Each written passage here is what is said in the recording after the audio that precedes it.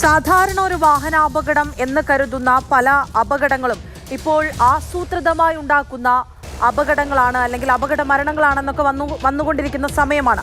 അപ്പോഴാണ് കോഴിക്കോട് കൊയിലാണ്ടിയിൽ നിന്ന് സമാന രീതിയിൽ ഒരു സംശയം ഉയരുന്നത്.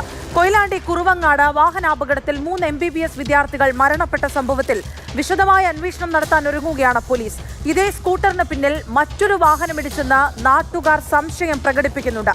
വടകര ഡിവൈഎസ്പിയുടെ നേതൃത്വത്തിലാണ് അന്വേഷണം പുരോഗമിക്കുന്നത്. അവിടുത്തെ CCTV ദൃശ്യങ്ങൾ കേന്ദ്രീകരിച്ചാണ് പരിശോധനകൾ നടത്തുന്നത്.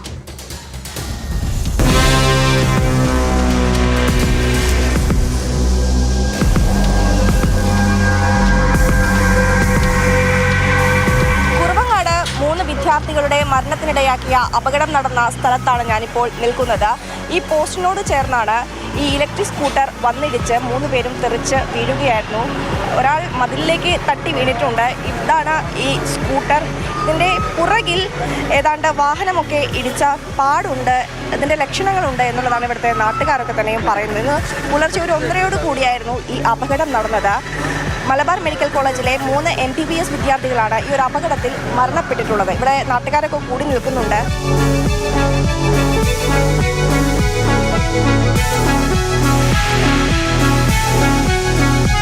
ഇതിന്റെ പുറകിലൊരു വാഹനം ഇടിച്ച് നിയന്ത്രണം വിട്ടായിരിക്കണം ഇത്തരത്തിൽ അപകടമുണ്ടായതെന്നാണ് സംശയം നിങ്ങൾ നാട്ടുകാരൊക്കെ പറയുന്നതല്ലേ?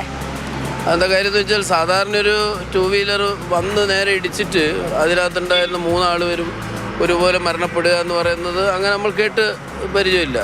എന്നാൽ ഈ വണ്ടിക്ക് പുറകിലൊരു ഇടിച്ചതായിട്ടുള്ള അടയാളങ്ങൾ വണ്ടിയിൽ കാണുന്നുണ്ട്.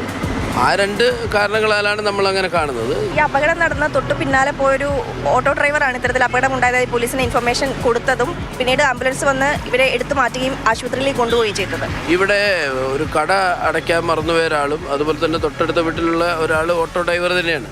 അദ്ദേഹം ശബ്ദം കേട്ടിട്ടാണ് ഇവിടേക്ക് വന്നത്. ഉടനെ തന്നെ ആശുപത്രിയിലേക്ക് കൊണ്ടുപോയിരുന്നു. രക്ഷാപ്രവർത്തനം നടത്തുന്ന സമയത്ത് തന്നെ ഇവരുടെ മരണം സംഭവിച്ചു എന്ന് ഉറപ്പായിരുന്നു ഏകദേശം. ഒരാൾക്ക് ഒരു ഞരക്കുണ്ടായിരുന്നു. ഒരാൾക്ക് ഏതായാലും ഈ കുട്ടികളുടെ മൃതദേഹമുള്ളത് മെഡിക്കൽ കോളേജ് ആശുപത്രി മോർച്ചറിയിലാണ്. ഇതിനോടകം തന്നെ പോസ്റ്റ്മോർട്ടം നടപടികളിലേക്കൊക്കെ കടന്നിട്ടുണ്ട്.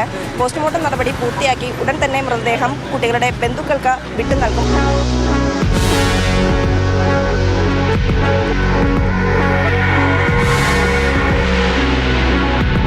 CCTV ദൃശ്യങ്ങൾ പരിശോധിച്ച് ഈ കാര്യത്തിൽ, അതായത് മറ്റൊരു വാഹനം ഇടിച്ചിട്ടാണോ ഇത്തരത്തിലൊരു അപകടം ഉണ്ടായിരിക്കുന്നത് എന്ന അടക്കമുള്ള കാര്യങ്ങളിൽ ഒരു വ്യക്തമായ അന്വേഷണം വേണമെന്നുള്ളതാണ് നാട്ടുകാരുൾപ്പെടെ പറയുന്നത്. ഏതായാലും പോലീസ് അത്തരത്തിലുള്ള അന്വേഷണത്തിലേക്ക് കടന്നിട്ടുമുണ്ട്.